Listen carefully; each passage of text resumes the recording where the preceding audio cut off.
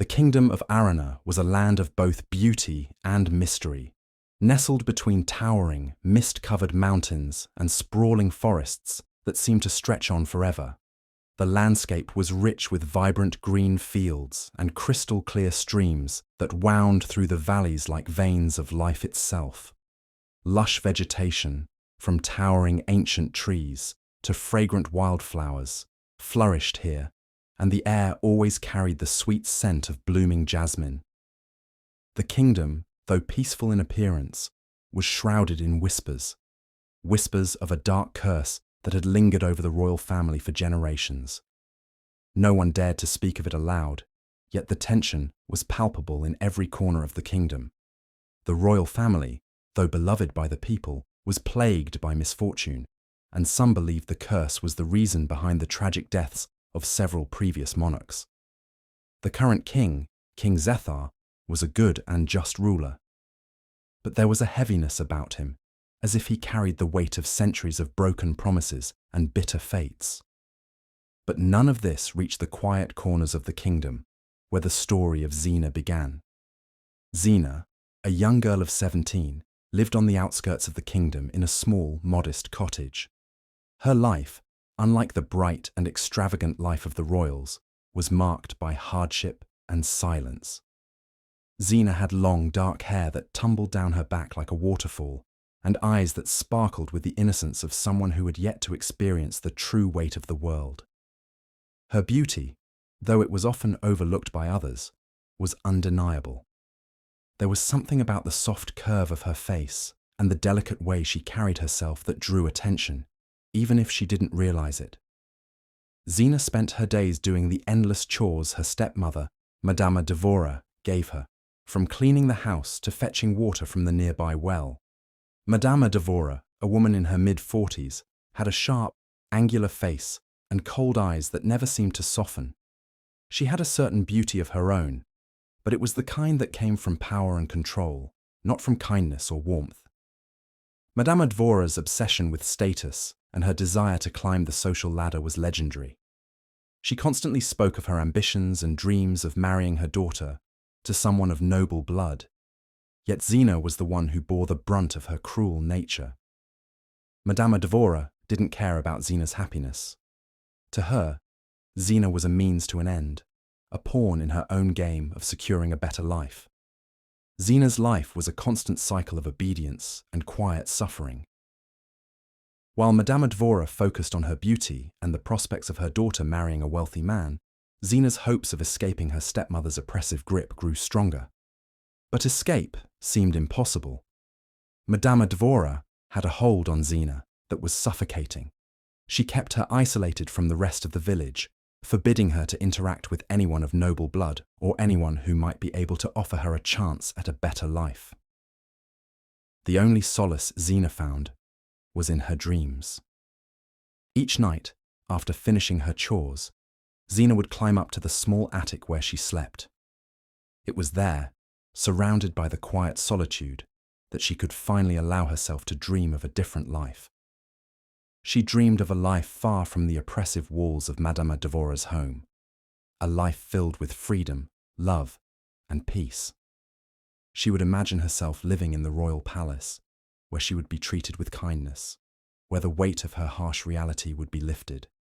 These dreams, although far-fetched, were all Zina had to hold on to. Madama Devora, on the other hand, had no such dreams of love or kindness. Her every thought was consumed with ambition and the need to climb the social ranks. She would often lecture Zina about her place in the world, reminding her that her beauty was her only worth and that she must use it to her advantage. The cruel words stung, but Zina had no choice but to accept them. In Madama Devora's eyes, Zina's beauty was a tool, not a gift. It was something to be exploited, something to help them both escape their current lives. But Zina dreamed of something more.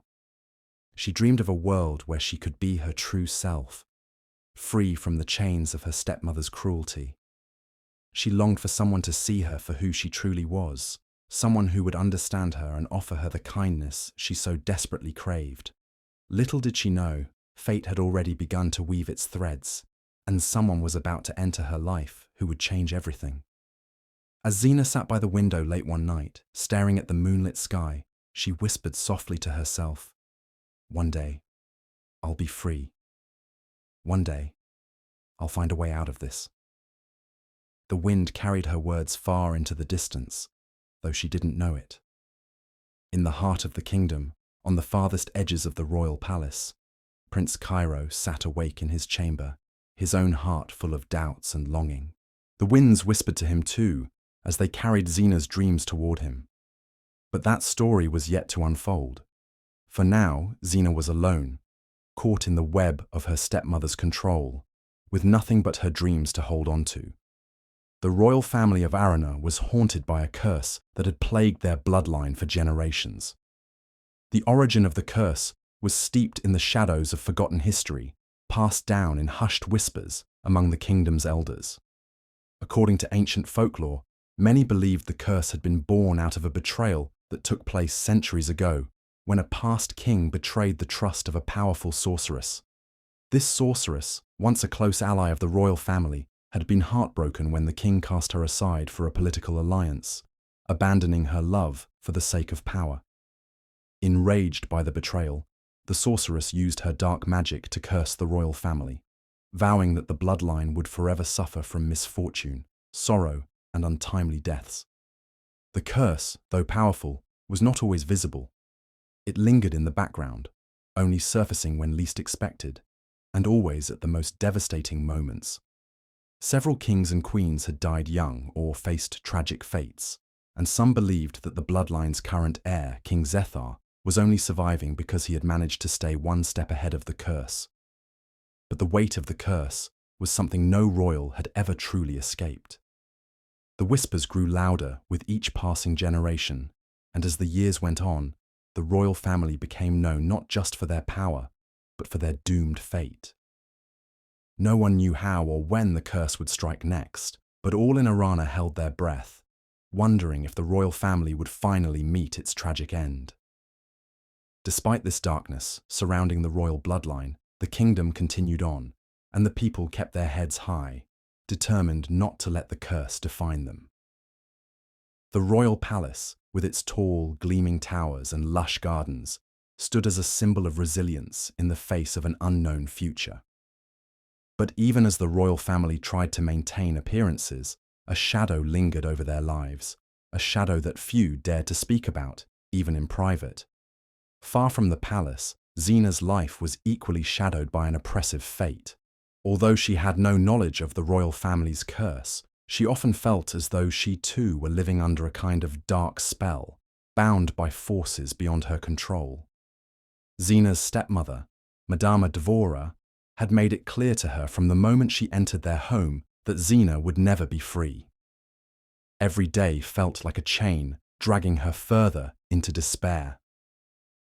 In the quiet moments, Zina would sit by the window in her small attic room, gazing out at the stars. She often wondered if someone, somewhere, would come to rescue her from her bleak existence. She dreamed of freedom, a life where she could run through the meadows, laugh without fear, and be loved for who she was, not for what she could provide. Zina yearned for someone who would see past her stepmother's cruelty and understand the true depth of her heart. Her dreams were filled with images of far-off places, of royal courts where she was treated with kindness and respect, of a life without the constant fear of being trapped in her stepmother's shadow. Zina dreamed of love, something she had never known. She imagined a life where someone, a man of noble heart, would come and sweep her away, offering her the life she had only ever dared to imagine in her dreams. But Zina knew these were nothing more than fantasies, for she was bound to the life Madama Dvora had laid out for her. There were times when Zina felt hopeless. The world around her was cruel, and no matter how hard she worked or how kind she tried to be, nothing ever seemed to change. Her stepmother's cold, calculating nature ensured that Zina would never have a chance to escape. It was as if Madama Dvora had placed an invisible barrier around Zina, trapping her within the confines of the cottage, isolated from the world. Yet even in her darkest moments, Zina clung to the small flicker of hope within her heart. She told herself that one day, somehow, she would find a way out. She would not let the weight of her current life define her forever. She dreamed of a future where she could be her true self, free to love and be loved in return. She dreamed of meeting someone who would see beyond her hardships and treat her with the gentleness and care she so desperately craved. These dreams, though fleeting and fragile, were Zina's only escape from the suffocating grip of her stepmother. She lived for them, holding on to them with all the strength she had left.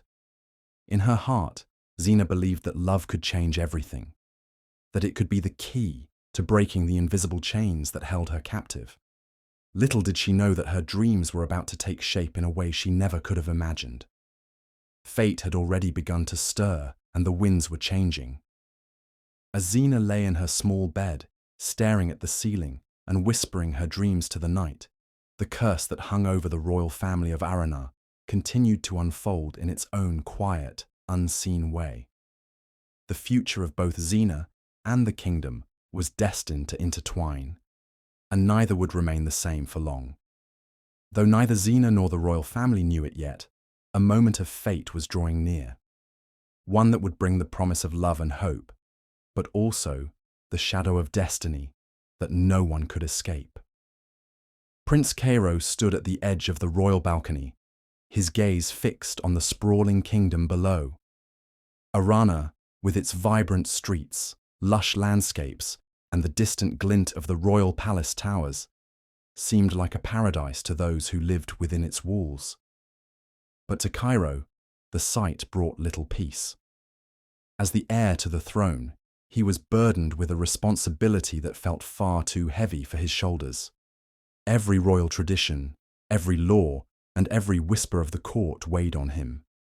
His father, King Zethar, was aging, and the expectations of ruling a kingdom that had been cursed for generations felt like an inescapable chain tightening around his heart.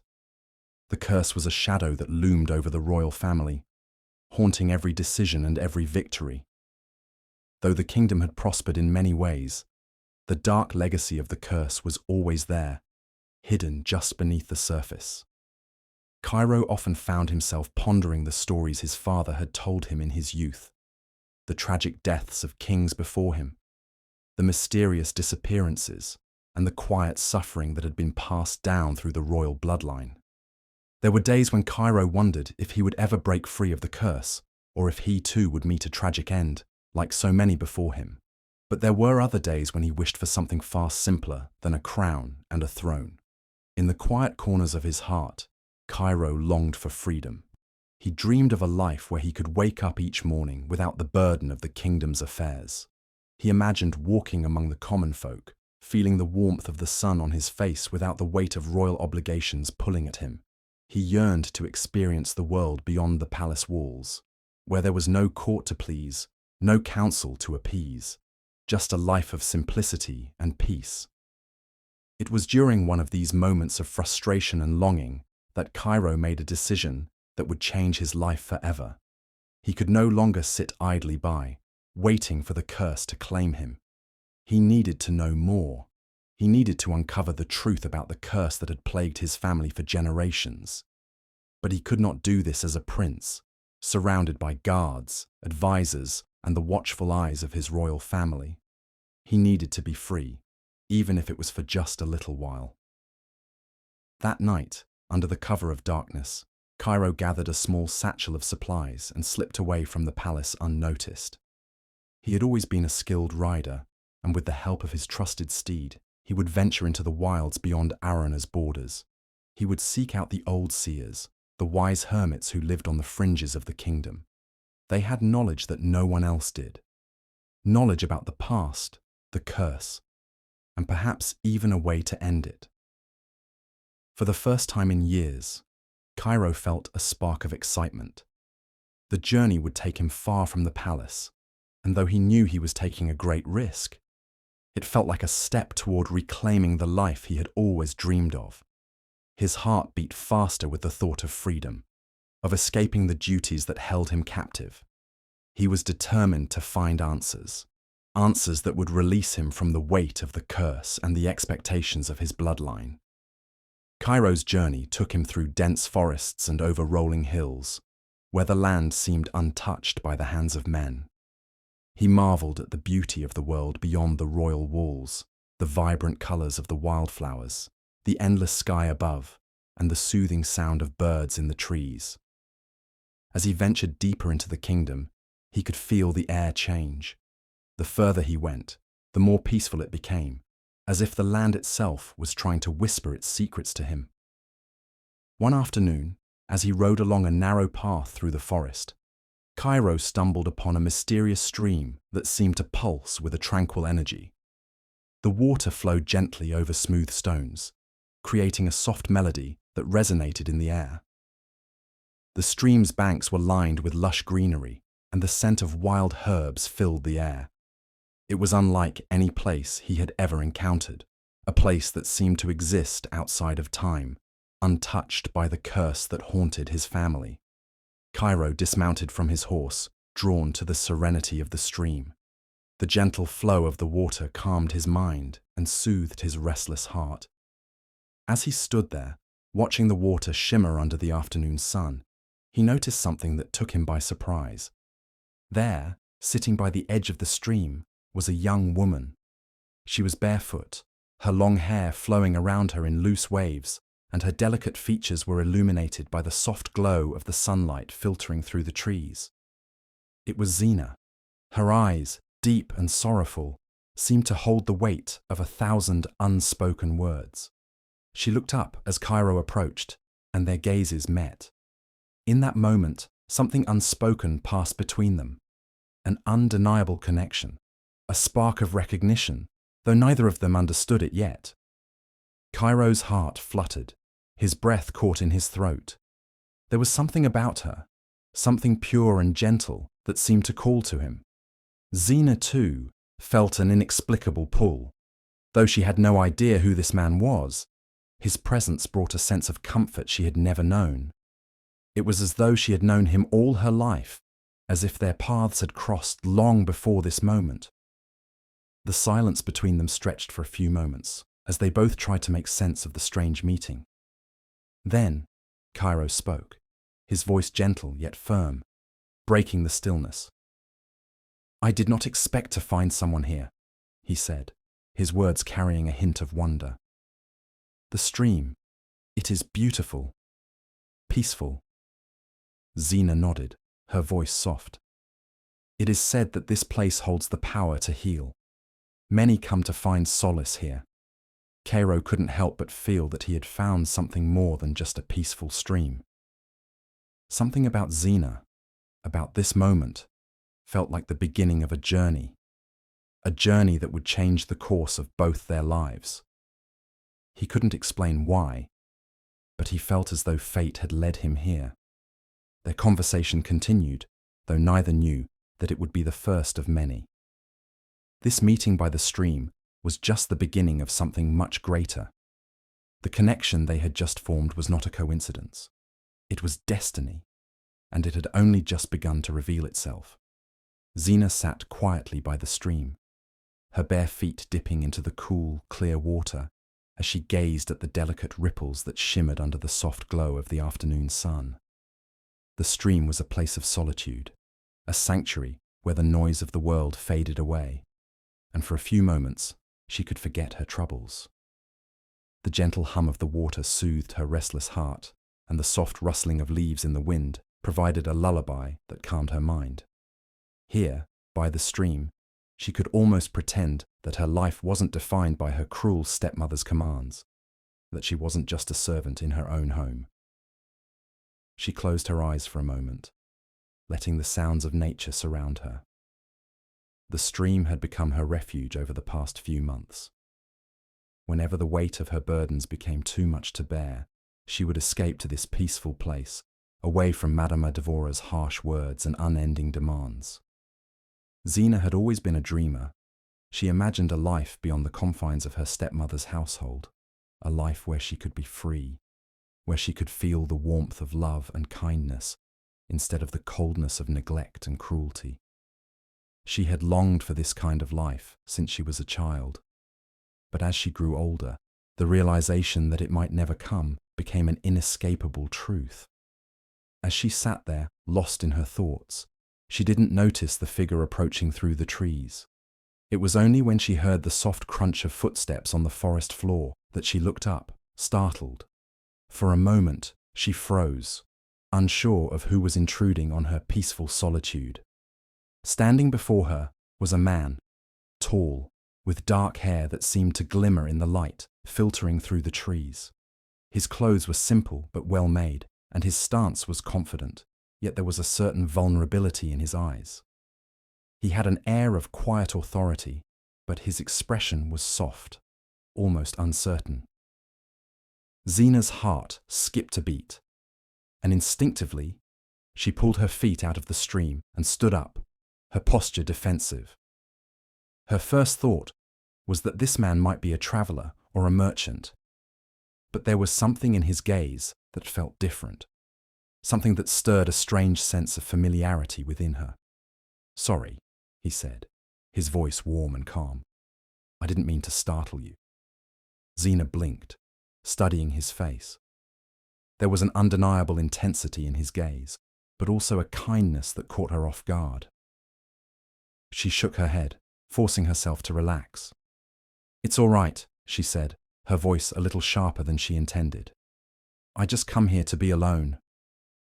The man nodded, taking a step closer. "I understand. It's a beautiful place, this stream," he remarked, his voice trailing off as he looked around at the serene surroundings.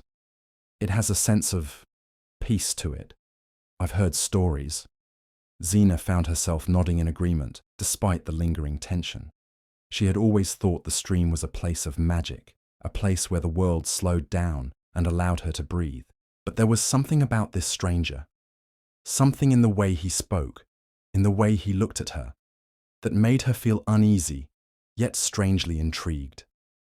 "Have you been here before?" she asked, her curiosity getting the better of her. "Not until today," he replied, his eyes meeting hers. "I've been looking for something. I wasn't sure what exactly, but I felt drawn here." Zina frowned slightly. His words struck her as odd. "Drawn here? By what?" He hesitated for a moment, as if weighing his words carefully. "I'm not sure. Sometimes we are led to places or people without knowing why." Zina wasn't sure what to make of his cryptic words. She studied him for a moment, wondering if he was just another wanderer who stumbled upon the stream. There was something familiar about him, though she couldn't quite place it. Perhaps it was his eyes. They seemed to hold a depth of sorrow, of unspoken burdens. "What brings you here?" he asked, turning the question back on her. His voice softened as he sat down a few paces away from her. Zina hesitated. She wasn't used to speaking so openly with strangers, but something in his presence made her feel strangely safe. She sighed, looking down at the stream, her fingers tracing the smooth rocks beneath the water. "My stepmother," she said quietly, her voice laced with bitterness. "She keeps me locked away in that house, making me do all the work. I have no freedom, no choice." Her voice faltered slightly, but she quickly composed herself. "I come here to forget, to pretend for a little while that my life is something else." Cairo listened intently, his heart aching at the pain in her words. He wanted to say something comforting, but he found himself at a loss. Instead, he simply nodded, his gaze never leaving her face. "I understand more than you know," he said softly, his voice low and vulnerable. "I've spent my whole life in a palace, where every decision I make is dictated by others. The weight of responsibility is suffocating. I sometimes wonder if I'll ever find a way out." Zina looked up, surprised by the raw honesty in his voice. "A way out?" she asked, intrigued. "From what?" Cairo paused, staring out at the water as if searching for the right words. "From the curse that haunts my family," he said, his voice barely above a whisper. I don't want to be the prince, the future king. I want to be free, to live my own life. Zina was taken aback by his admission. The prince, this man, this stranger, was a prince. She had no idea who he was, but his words resonated with her in a way she couldn't explain. He too seemed trapped, just as she was. "You're not the only one who feels like a prisoner," she murmured. "But sometimes, I think we have to live with our fate." Cairo turned to her, his eyes intense. "Maybe, but what if there's another way?" He hesitated, his hand reaching out to touch the water, but he seemed to think better of it. "What if we could change our destinies?" For the first time in a long while, Zina felt a flicker of hope. Could it be true? Could two people, bound by their circumstances, actually change their fates? There was something about this man, about Cairo, that made her believe it was possible. That maybe, just maybe, their paths had crossed for a reason. The connection between them deepened in that moment, though neither of them fully understood it. But as they spoke, as they shared their fears and dreams, the bond that began to form between them was undeniable. It was the beginning of something far greater than either could have imagined, something that would change their lives forever. Zina had found herself returning to the stream again and again. Every day, after the weight of her chores and the oppressive air of Madame Devora's household became too much to bear, she would slip away to the peaceful solitude by the water. And there, Cairo would be waiting, as if by some unseen force. The first time it happened, she had been hesitant, unsure if it was truly safe to trust him. But with each meeting, she grew more and more comfortable with his presence, the walls she had carefully built around herself slowly crumbling away. They would sit together by the stream, often in comfortable silence, each lost in their own thoughts, but always knowing the other was there. It was an unspoken understanding between them, something neither of them had to explain. The more they shared, the more Zina found herself opening up to Cairo, her heart lifting with each word. She spoke of her dreams of freedom, of a life beyond the cruel confines of her stepmother's house. She had never told anyone her deepest fears and desires before, but with Cairo, it felt as though the weight was being lifted. Cairo, too, was beginning to reveal more of himself. He spoke of his royal responsibilities, of the curse that haunted his family, and the suffocating expectations placed upon him as the heir to the throne. Zina listened attentively, feeling an unexpected kinship with him. Though their circumstances were vastly different, they shared a common yearning.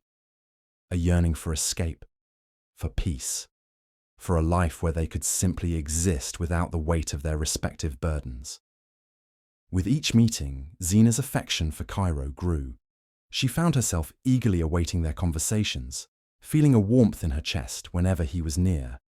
Yet despite the growing connection, she was torn. Her past experiences had taught her to be wary of noble people. Her stepmother's obsession with status had shown her the cruelty that could lie behind a title. She had always been told to keep her distance from such people, to never let them get too close. But Cairo was different. He didn't speak to her like she was beneath him, didn't treat her as a mere servant. He listened to her with genuine interest, and for the first time in her life, she felt seen. Still, doubts lingered in the back of Zina's mind.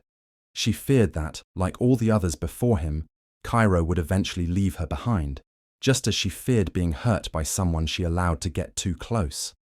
The walls she had built for so long were difficult to tear down completely, and despite the trust she was beginning to place in Cairo, a small part of her remained cautious, afraid to let her heart fully embrace the possibility of something more. Meanwhile, Madame Devora was becoming increasingly suspicious of Zina's frequent visits to the stream.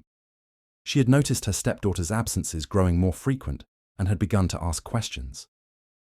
At first, Zina had tried to brush it off, saying that she needed a bit of fresh air, but Madame Devora wasn't easily deceived. She had her own ways of keeping tabs on Zina, and soon she grew suspicious that her stepdaughter's time at the stream wasn't just spent alone. One afternoon, as Zina prepared to leave for the stream, Madama Dvora confronted her, her tone cold and sharp. "Where are you going now?" she demanded, her eyes narrowed. "You've been disappearing at all hours lately. Do you think I don't notice?" Zina froze, her heart pounding in her chest. She had been trying to keep her visits to the stream a secret, but her stepmother's intuition was far sharper than she had anticipated. I'm just getting some air," Zina stammered, her voice betraying her nervousness. Madama Dvora's eyes locked onto hers with an almost predatory intensity. "Don't lie to me, Zina. I know you're spending time by the stream, and I know that someone of noble birth is likely visiting you there." Zina's stomach churned at the accusation. Her stepmother's jealousy was well known, and the thought of Zina getting close to someone of higher status filled her with dread. She had spent years controlling Zina's every move, and the thought of losing that control to a prince or nobleman sent her into a fit of rage. "I forbid you from seeing him again," Madama Dvora hissed. "You will not be allowed to form any connections with those above your station. You're nothing but a servant here, and you will stay that way." Zina swallowed hard, trying to hold back the tears that threatened to spill.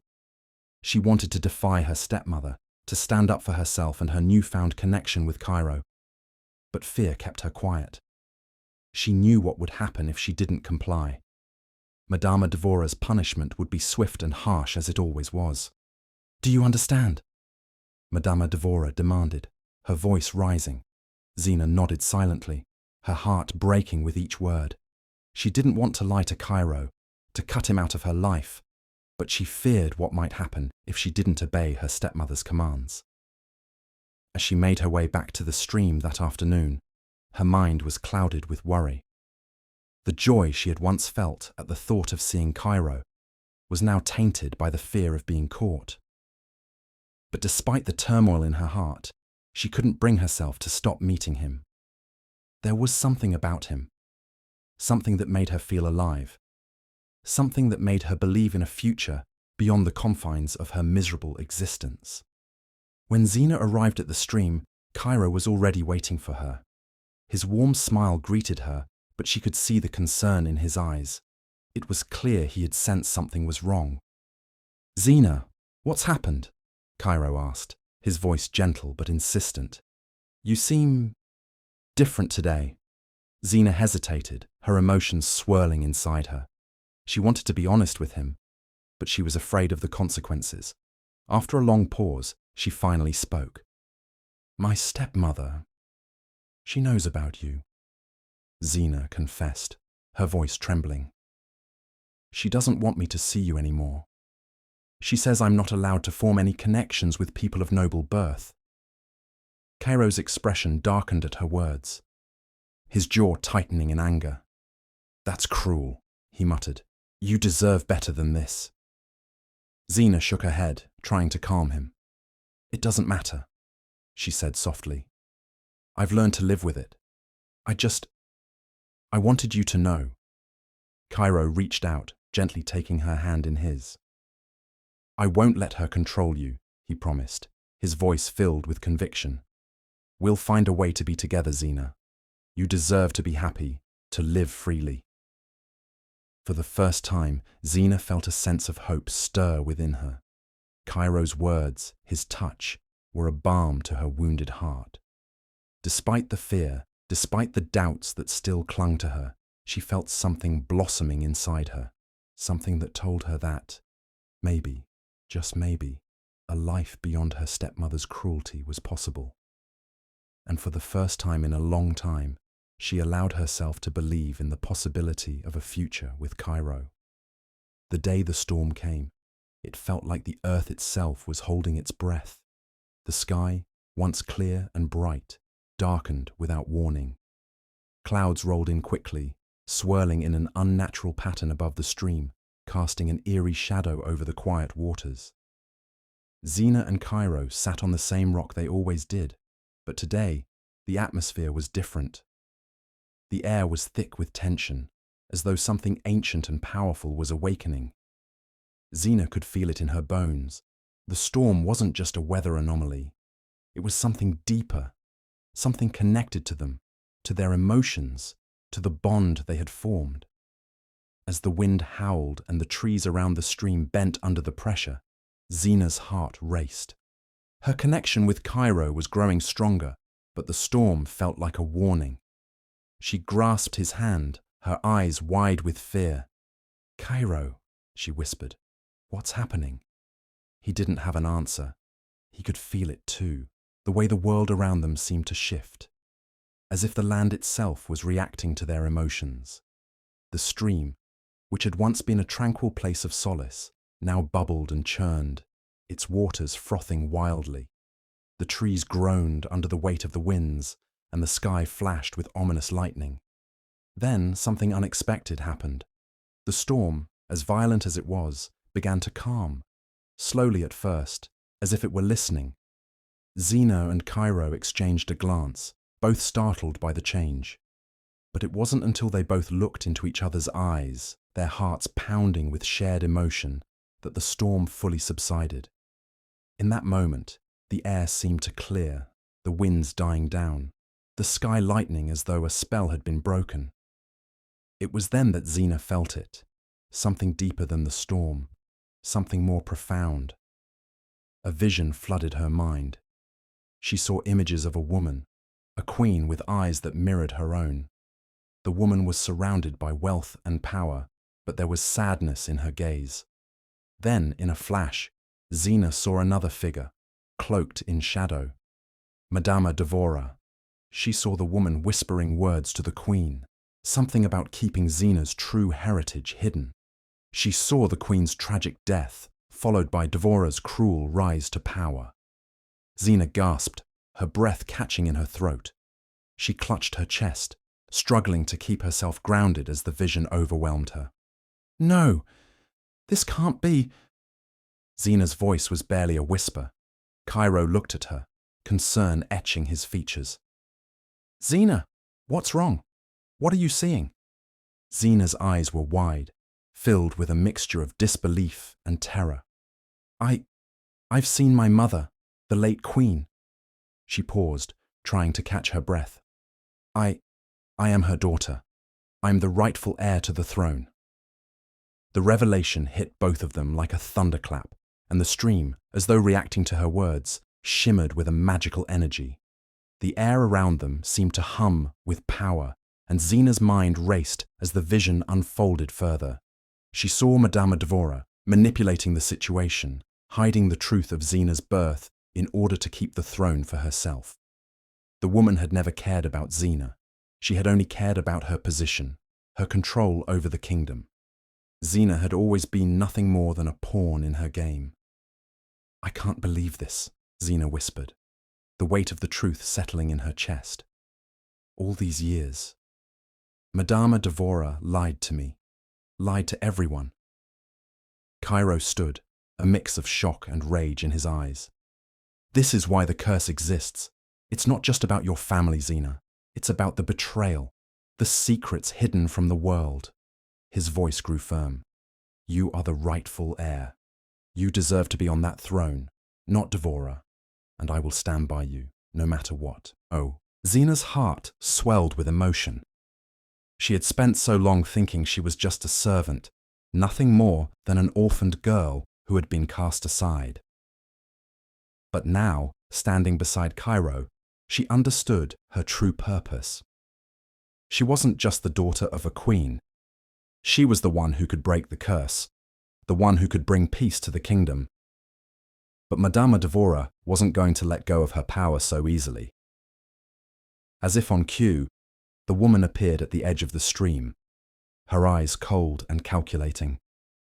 She had been watching them for some time, no doubt sensing the growing bond between Cairo and Zena. But now, with the truth revealed, Devora was no longer able to hide behind the veil of manipulation. The truth was out, and there was no going back. "You think you can just take the throne from me?" Devora's voice was like ice, her hands clenched into fists at her sides. "You have no right, Zena. You're nothing." But Zena stood tall, her heart filled with the knowledge of who she truly was. "I am the rightful heir," she said, her voice steady and strong. "And you will no longer control me." Madame Dvora sneered, but there was a flicker of doubt in her eyes. She had never expected Zina to stand up to her like this. But it was too late. The storm had calmed, the curse had begun to break, and Zina had found her strength. With Cairo by her side, she knew they could defeat Dvora and restore balance to the kingdom. "Your time is over, Dvora," Cairo declared, stepping beside Zina, his hand finding hers. "We'll put an end to this, together." The curse, once a looming shadow over the royal family, was now unraveling, piece by piece. And in that moment, Zina knew that no matter the obstacles, no matter the battles ahead, she would face them with Cairo at her side. And together, they would reclaim what was rightfully hers: the kingdom, the throne, and most importantly, the love and freedom they both so desperately longed for.